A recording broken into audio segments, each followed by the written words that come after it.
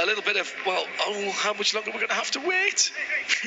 It's almost cruel, John, that they're being made to wait this way. And when was the last time that all of the drivers in a car got to celebrate a win together that's a good point. as it was announced? Yeah. So all 4 of them are up on the top area of the prep perch. They're actually all underneath the tire blanket keeping warm because it is getting rather cold. And everybody trying to keep calm. A couple of smiles here and there, but also a couple of nervous faces as if we're not really going to go back to green, are we?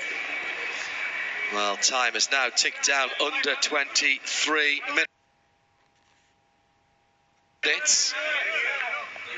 Still nobody on the starter stand to throw a red or a checker or anything like that. Kamui Kobayashi and Fernando Alonso, such firm teammates from the Toyota WEC team, Toyota Gazoo Racing.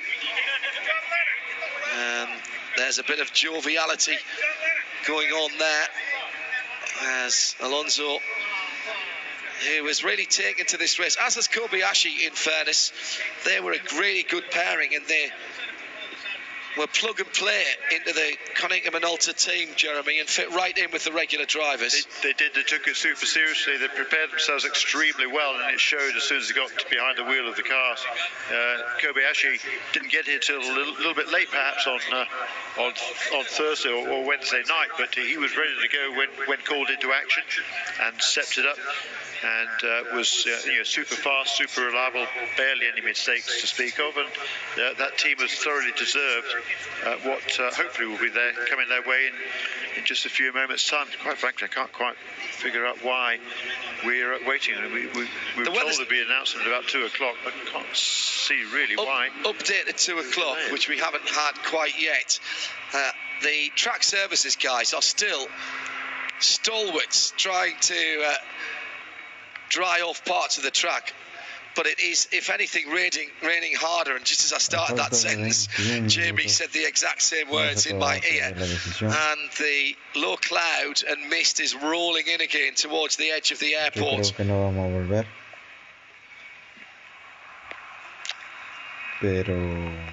I can see this going the distance somehow, because I don't understand why the decision hasn't been made yet. 20 minutes to go. Yeah, I mean, it's going to take 10 minutes to get the covers off the cars, to get the engines fired up, and the drivers in the cars, and then you're going to take a couple of pace laps. That's another 5 minutes each. I mean, there's the time gone right there. Yeah.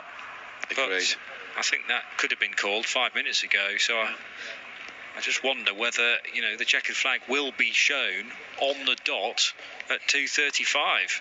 Well, that's still another 20 minutes away. I'm well aware of that.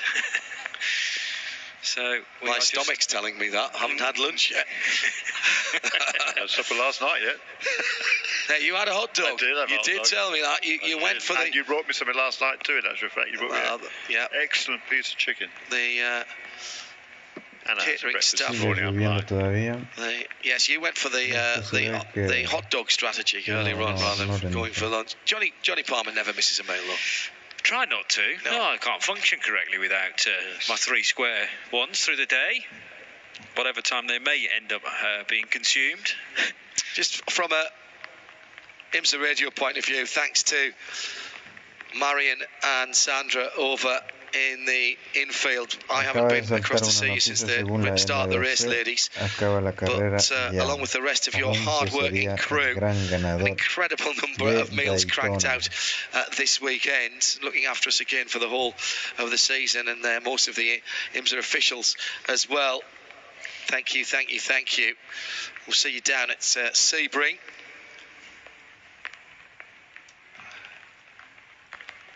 Well, NBC on the air till 3 o'clock today. It's an awful lot of filling that they might have to do. Finally, we have somebody on the flag stand. Hello, Tani. Hello, Dennis. Now, they came out of the rain a little while ago, but they have now retaken their positions down on the super high-tech flag stand over the start-finish line. Their walkie-talkies have been plugged back in. Dennis is holding his hands up as much as to say, don't look at me, Hindhoff. I don't know anything more than you do at the moment. I'm waiting for the call on the radio. But the fact that a black jacket and a white jacket between them, I reckon, if they just jump up and down a bit, that'll do it. Seems a very long time ago that we got this underway, and there's been drama all the way through the dry start of the race.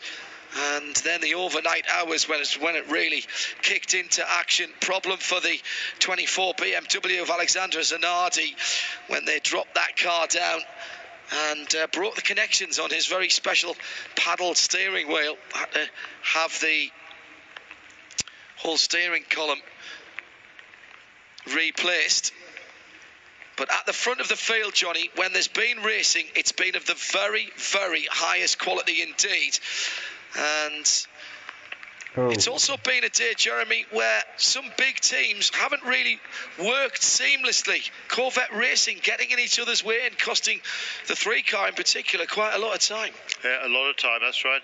That was a very uncharacteristic mistake by the Corvette team, and that wasn't the last one, actually, was it? No, early pace in the opening hours from the Mazda, but that was to come to naught. GT Daytona, everybody had a go at leading the race in conditions that ended up not being optimal.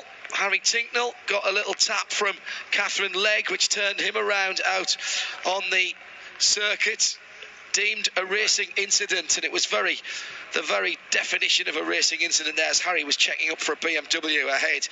Turn 1 was the action area in wet or dry, with the prototypes coming together. Mark Kavame was sideways in his prototype and got picked up by the JDC Miller Motorsport car, ripped the rear suspension.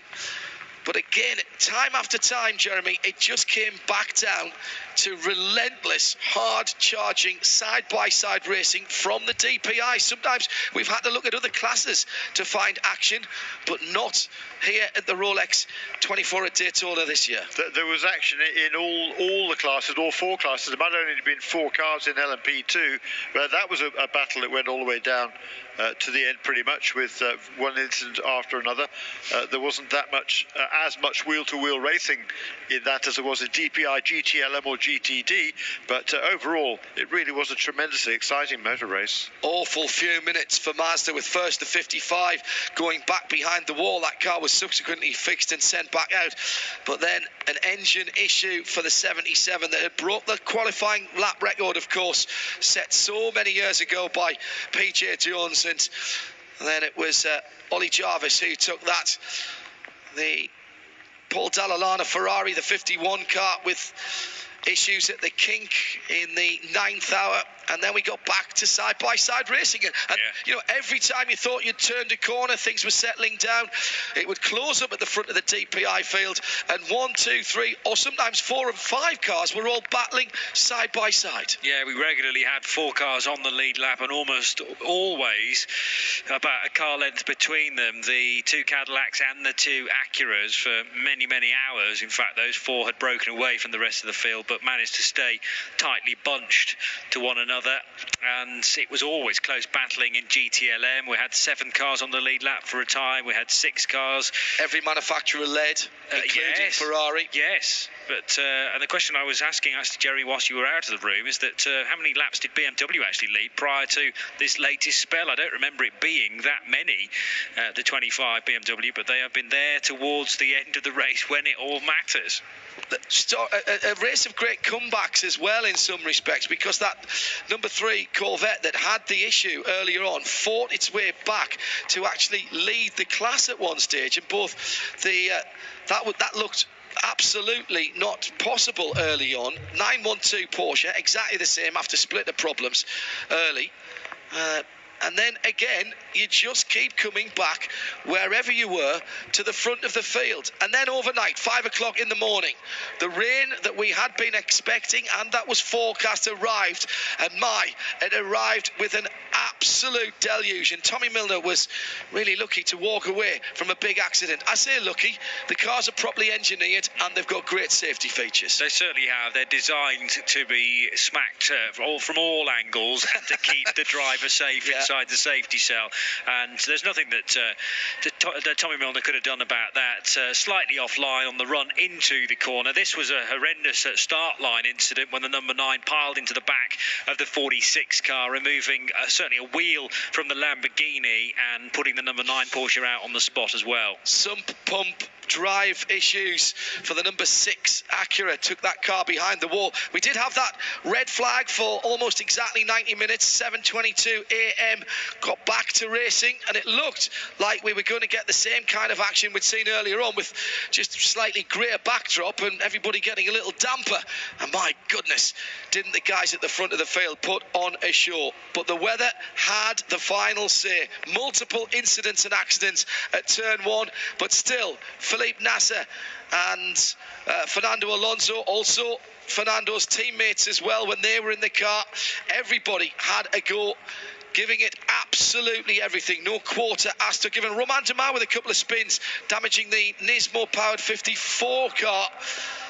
And in GTD, everyone who got to the front of the field seemed to have an issue and either spin away or have an accident that took them out of the running, including the 29 Motorplast by Land Audi. Couple of hours to go in the race. We saw what was to be the crucial and final acts of the race. Fernando Alonso, Felipe Nasser, side by side, corner after corner, and then at turn 1, it had to be at turn 1, didn't it really?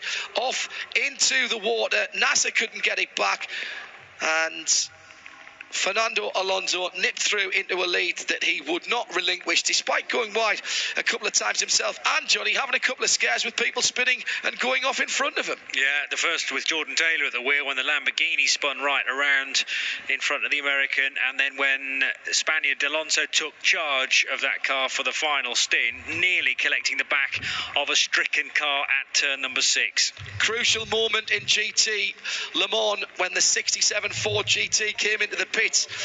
As the yellow flags came out, they relinquished the lead, came back out in 3rd position, where it looks like they'll finish behind the Ferrari of Risi Competizione, and an emotional victory for the 25 BMW RLL team.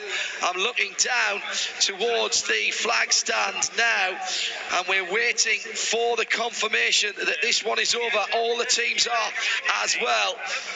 Everyone around the circuit with bated breath at the moment, and just 11 minutes to go. There's no time to get the cars fired up and back out onto the circuit. Renger van der Zande along with Jordan Taylor, and the checkered flag is waved with 11 minutes to go. Okay. It's all over, not bar the shouting, it's all over and the shouting here at the 57th running of the Rolex 24 at Daytona. Let's get down to Shea Adam with the Wayne Taylor Racing team. You can hear all the excitement in the background as they're finally celebrating, and Max Angelelli is trying to get all the boys off of the pit box into the rain to be here with the rest of us. And it's because of this weather that they got the win. The checkered flag has been brought over, but the drivers have to get off the box and get into the rain to actually receive it. I love this. Jamie, with BMW, before we get the Wayne Taylor guys. Well, the celebration pretty intense down here at BMW. Team RLL. Augusto Farfus was part of this winning crew. Wasn't meant to be here until about a week ago. Augusto, I'll see if we can get a word. Everybody's doing their congratulations, stepping in as the relief driver this weekend, but going home as a Rolex 24-hour of Daytona winner. Can you put it into words after the race today? Oh, everybody's very happy here. You can tell the emotion is high right now. Here's Connor De Felipe there, tears in the eyes. Connor, an American driver, winning America's race here, the Rolex 24 at Daytona. What are you feeling right now? So many emotions. You know, these guys, a year ago to today, we had a really rough weekend, and we've worked really hard in the last 12 months, and first of all, Augusto filled in a last-minute deal, but we're all thinking of Tom right now. He could have got in the car at the end and done the exact same job, and I know Tom Blomqvist, he's been a big supporter, and we wish he was here. So a big shout out to him, and just shout out to the whole team. So proud of all the guys. We ran a flawless race, and we led the lap we needed to lead, which was the last one. Before I get out of here, congratulations, Connor. Alex Zanardi has come into the pit stall, congratulating everybody as well. I thought I was going to be able to get a word with young Colton Herta. Here he is. He was a rookie today, just 18 years old. Colton, I talked to your dad yesterday. He was so proud of the fact that you're making this start with BMW Team RLL, now going home with the Rolex. Congratulations. It's the most expensive thing I own now, and I don't own much. I still live with my parents. Oh, that was so sweet. I just couldn't believe it. I'm in awe right now. That was the most tense hour and 45 minutes or whatever the red flag period was. I was so happy. The guys did an amazing job with fastest race lap as well, and yeah, that Rolex is going to be pretty sweet. Pretty sweet indeed. Congratulations, Shay. For Renger van de Zande, this has been a long time coming. He finally gets a Rolex watch. He got on the podium when Wayne Taylor Racing won the race back in 2017, but Renger, it's top step and a brand new watch. What are you feeling right now? I'm gonna be on time every session now. That's the thing. So super happy. It's last year joining this team, and you could see that they're spot on with the strategy, and you could see that during this race as well. I'm thrilled. It's fantastic. It's Wayne puts things together, which is amazing, with Konica Minolta on board, with Cadillac, everyone doing the job what they have to do, and it's a puzzle, and the puzzle fits, so it's really nice. 2 races in a row, roll on Sebring. Exactly. Let's keep this going, right? Bobby Rahal is with Jamie. Well, Bobby Rahal is within my sights, I should say. There are so many people down here at BMW Team RLL. I was talking to him up on the wall. I think he can maybe even hear our microphone bleeding through the celebration. He can. He gave me the nod. Lots of hugs, lots of celebrations. Let's see if I can meet him halfway here. Team owner Bobby Rahal, you put together an amazing organization. 2 fantastic cars entered today, but you get to take home a Rolex. 24 hours ago, what did you think your chances were? Well, I thought we were competitive, but you never really know, and it's such a tough crowd we race against. The best teams in the world, really, and best manufacturers. It's hard work to compete with these guys and to beat them. And the team 25 car really ran faultlessly. It's a shame we had so many issues with the 24 car. I feel bad for them, but for our team, this is our second decade with BMW, the start of it. And for us to bring this home to BMW, we're obviously pretty happy. And it comes on the heels of a weekend where everyone at BMW was racing with heavy hearts this weekend following the passing of Charlie Lamb in the early hours of Friday mornings. Our thoughts, prayers out to their families, and a big congratulations to everyone at BMW.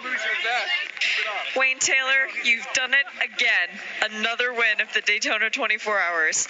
I'm so sorry to interrupt, but it was 2017 and 2019. The odd years are so good to you. Congratulations. You said you're too old for this. You're not, man. This makes you young. No, I don't think so. This is such a roller coaster in terms of the highs and lows and stuff that people will never understand. And it's impossible to explain to anybody what goes through my mind and my family and all my partners, Rick, and just everybody. Nobody will ever be able to understand the effort, the focus, the vision, and how we all make this happen.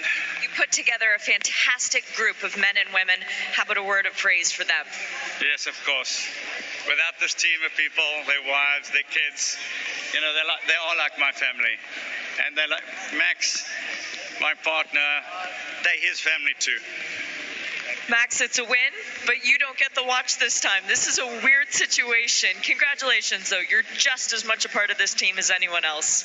Thank you. It's first time for me as a team owner, so I'm kind of still a rookie here, but I enjoy the same way as I was when I was driving. So it's a great feeling. Thanks for everyone coming.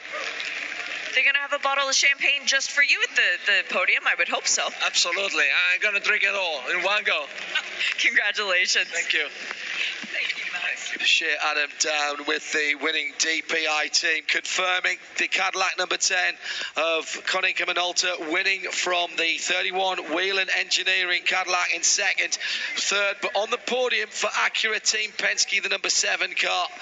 And maybe the unluckiest car out there, the Nissan DPI, just off the overall podium. But I tell you what, you know, I bet Cole would have taken that before the race started, Jeremy. Oh yeah, I mean, and particularly after the long delay they had late last night. So yeah, it's been a fine run for a first time out with that car. We'll wrap up our race coverage. Official race time from IMSA, 23 hours and 50 minutes of the Rolex 24.